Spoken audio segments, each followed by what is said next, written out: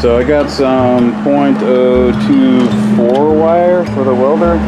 It's actually .025, and using MIG, it looks like I got some perfectly good welds. This is sanded down, but it's pretty much the same we had with TIG. Another joint, pretty much prepped. I need to clean it. This one was a bear to come out. I had to put a socket on each side of this and squeeze it in the vise to push this thing out. And after it popped out, I'm not even sure where it went. The big side, I had to, here's the big side, I had to cut it off with a cut-off disc. Okay, here's the fit up. I've got a washer on each side, and the bushing's in there. I'll probably take the bushing out to weld because they don't tolerate any heat, and I don't want to blow through too many bushings. So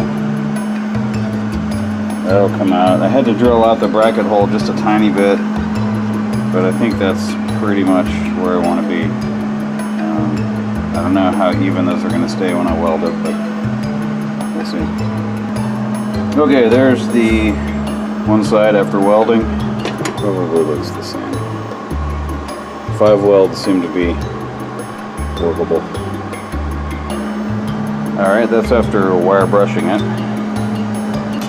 So my son started using these flap discs, which a long time ago I had dismissed. This is an 80 grit, fairly inexpensive flat disc, but you wouldn't think it, but these things really do a good job. They remove metal. Okay, there it is. Not bad. The other side looks about the same.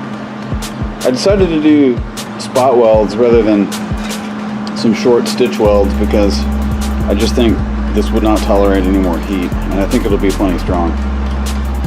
Okay, here's the fit up on the other part. Pretty much the same as before. Alright, not too bad. Certainly nice and shiny.